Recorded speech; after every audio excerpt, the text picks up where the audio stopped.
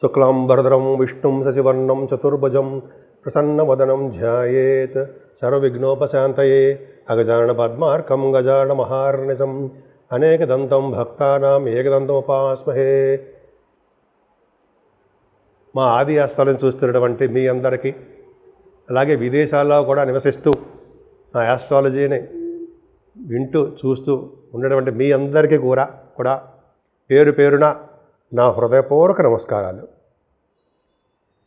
ఇప్పుడు మనం 27 ఏప్రిల్ నుంచి 3 మే 2025 వరకు కూడా 12 రాశుల వారికి ఎలా ఉండబోతుందో తెలుసుకుందాం. దానికంటే ముందర మీ జాతకాలు చూపించుకోదలుచుకుంటే మా ఆది ఆస్ట్రాలజీని కన్సల్ట్ చేయొచ్చండి.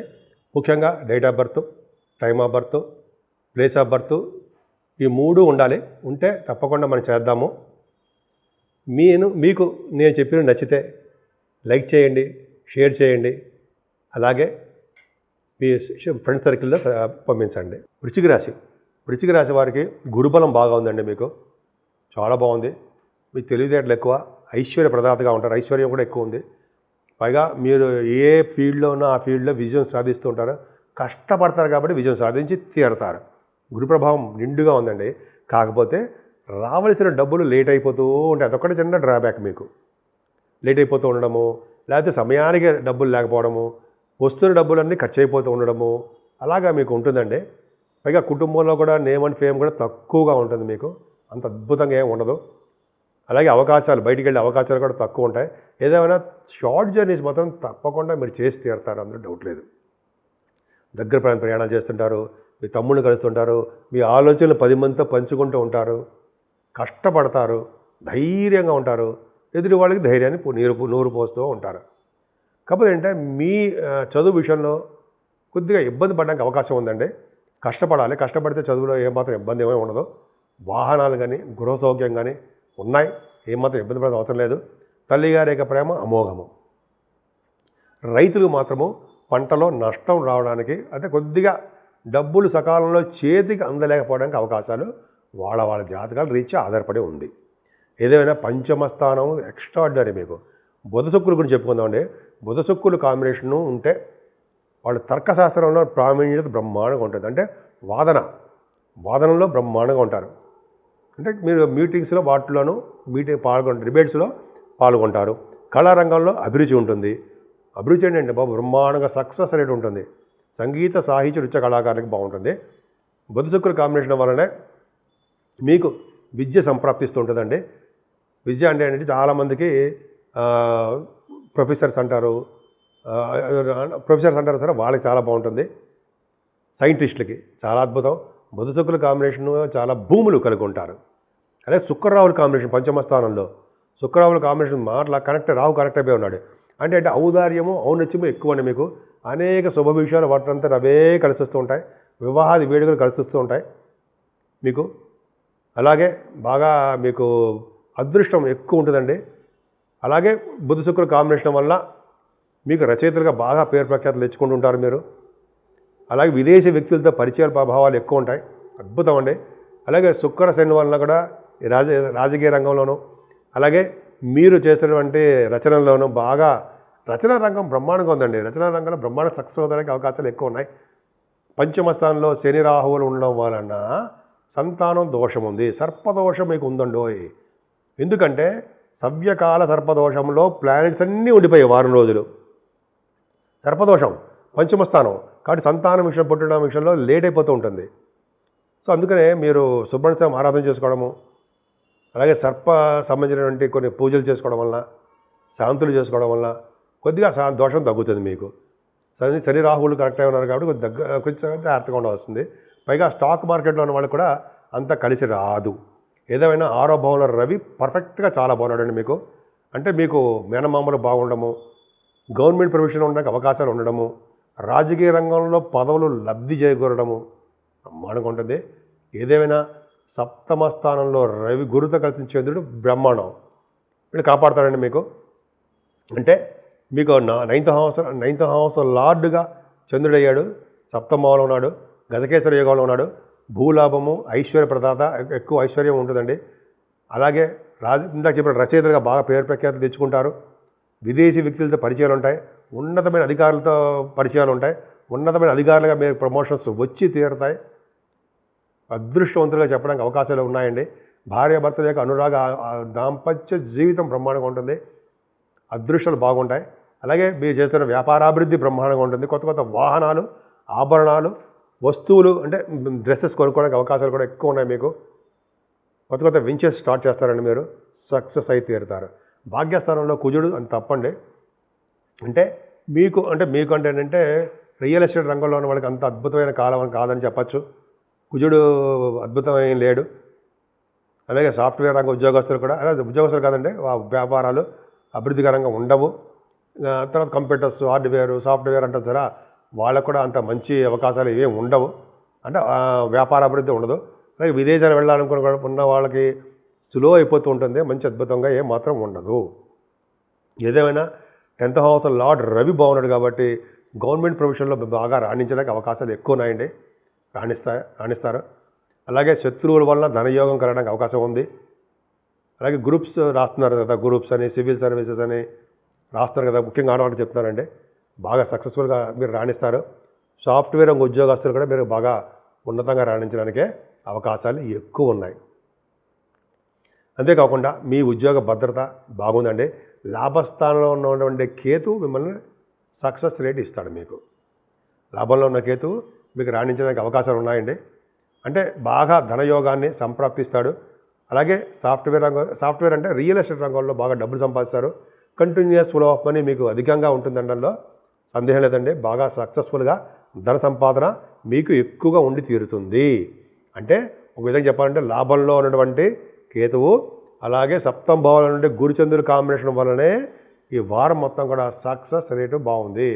ఐశ్వర్యప్రదంగా ఉండడానికి అవకాశాలు ఎక్కువ ఉంటాయి. మంచి మంచి వాటికి ధన ఖర్చు చేయడము, ఫారిన్ కంట్రీస్ వెళ్ళడము, విదేశాల్లో రాణించడము, అలాగే వేరే వాళ్ళ ఇళ్లలో ఉండి భుజించడము కొన్ని సందర్భాల్లో చేయవలసి వస్తుంది, వెళ్ళవలసి వస్తుంది మీరు. సో ఈ విధంగా ఉందండి. మంచి మంచి వాటికి ధన ఖర్చు పెడుతుంటారు.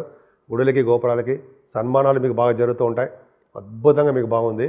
ముఖ్యంగా మీరు పూజించవలసిన దేవుడు సుబ్రహ్మణ్యుడు, సుబ్రహ్మణ్య స్వామి ఆరాధన. అంతేకాకుండా లక్ష్మీ నరసింహస్వామి యొక్క పవర్ మీ మీద ఉండాలి కాబట్టి స్వామి యొక్క పవర్ 30వ తారీఖుని నిజరూప దర్శనం, సింహాచల నరసింహస్వామి యొక్క నిజరూప దర్శనం మీకు కలగబోతోంది. స్వామిని పూజించడం వలన మీకు రాహుకేతుల మధ్యలో ఉన్నటువంటి సర్పదోషము తొలగడమే కాకుండా కుజుడి వల్ల వచ్చే దోషాలు కూడా చాలామంది పరిహారం అవుతాయండి. ఏమాత్రం వీలుంటే రాహుకేతుల కోసం శ్రీకాళహస్తేశ్వర స్వామిని పూజించడము, ఆ శ్రీకాళహస్తిలో రాహుకేతుల యొక్క పూజలు చేయించుకోవడం వల్ల గ్రహాల యొక్క ఇచ్చే బ్యాడ్ ఫలితాలు తగ్గి శుభాలు జరగడానికి ఎక్కువ అవకాశాలు మీకు ఉన్నాయి. ఇప్పుడు మనం 12 రాసుల వారికి రెమెడీస్ అంటే ఏమి చేసుకుంటే, ఏ పూజలు చేసుకుంటే, ఏది చేసుకుంటే మనం అభివృద్ధిలోకి వెళ్ళగలము, అలాగే గ్రహాల వల్ల వచ్చే దోషాలు పరిహారం అవ్వగలము అనేది ఇప్పుడు మనం తెలుసుకుందామండి. ముఖ్యంగా ఏంటంటే ఈ వారం మొత్తం కూడా మేషరాశి నుంచి మీనరాశి వరకు చెప్తున్నానండి. అన్ని రాసుల వారికి శ్రద్ధగా చెప్పేది ఏంటంటే మీనరాశి దగ్గర నుంచి కన్యా రాశి వరకు కూడా రాహుకేతుల మధ్యలో ప్లానెటరీ పొజిషన్ అంటే గ్రహాలన్నీ బంధింపబడి ఉన్నాయి. అంటే సర్పదోషంలో మీరున్నారు అని తెలుస్తుంది. మీరున్నారంటే మనందరం అని అర్థం. అంతేకాకుండా కుజుడు కూడా సర్పానికి సంబంధించిన ఆయన కాబట్టి ఆయన కూడా నీచ స్థితిలో ఉండిపోయాడు. అంటే ముగ్గురు, రాహు, కేతువు, కుజుడు, ఈ ముగ్గురు కూడా సర్ప సంబంధించిన వాళ్ళు కాబట్టి సర్పదోషంలో ఇరుక్కుపోయాం మనం. అంటే అందరం. సో అంటే అలా వల్ల ఏంటి ప్రయోజనాలు ఏంటంటే బ్యాడ్ ఇంపాక్ట్స్ ఏంటంటే జనరల్గా మనం ముందుకు వెళ్ళలేకపోతుంటామండి. అన్నీ ఇబ్బంది కలుగుతుంటాయి. చిల్డ్రన్ పుట్టిన వాళ్ళకి పిల్లలు లేకపోవడము, లేకపోతే ఎప్పుడు గొడవలు గోళలతో ఉండడము, భార్యాభర్తలు దూరం అయిపోతూ ఉండడము, ఇలా నా ఇవన్నీ చెప్పడం ఎందుకని వద్దు, అవన్నీ మనం పక్కన పెడదామండి. ముఖ్యంగా ఈ రాహుకేతులకి సంబంధించిన పూజలు చేసుకుందాం.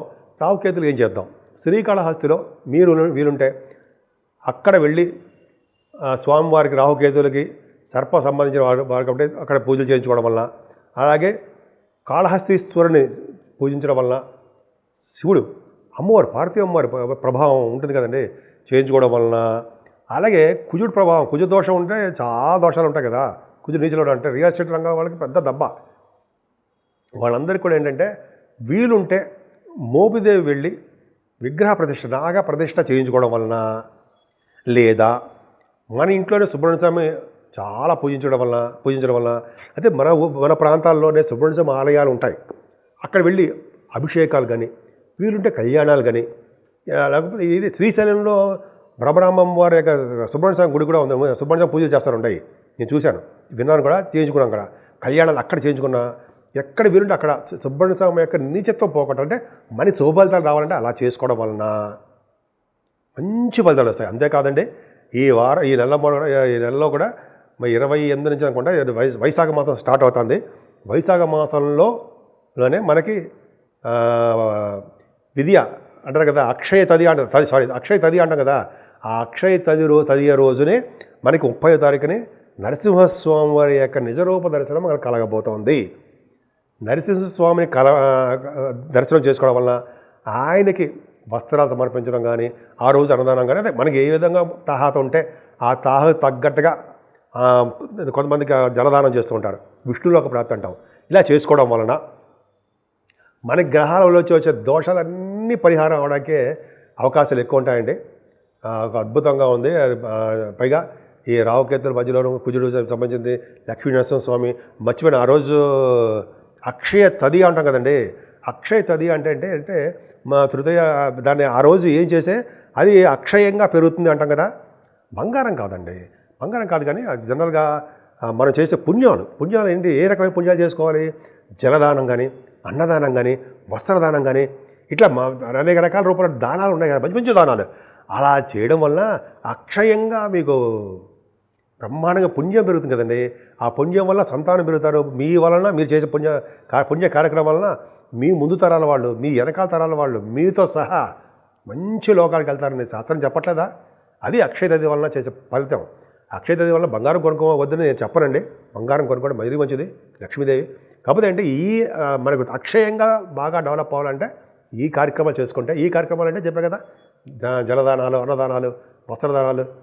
కొంతమంది అయితే బంగారం కూడా ఎప్పుడో దానం చేసినట్టు బంగారం అంటే అది ఇష్టం అంటే అది ఇష్టం. అంటే జలదానం మోస్ట్ ఇంపార్టెంట్.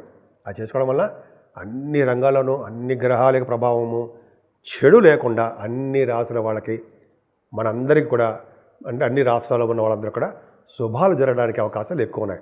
ఎందుకంటే ఈ రాహుకేతువుల మధ్యలోనూ కుజుడు కూడా సర్పదోషంలో ఉండడం వల్ల ఈ రాష్ట్రాల మధ్య, దేశాల మధ్య కొద్దిగా మనస్పర్ధలు, చికాకులు, గొడవలు, రాజకీయ నాయకులకు సంక్షోభం, ఇవి కొన్ని ఉంటాయి కదా, అవి జరగడానికి అవకాశం ఉంది. అందుకనే ఏం చెప్పినటువంటి రెమెడీ చేసుకుంటే అందరూ అంటే అందరూ సౌఖ్యంగా, అందరూ అద్భుతంగా ఉంటారని నేను మనస్ఫూర్తిగా కోరుకుంటున్నాను.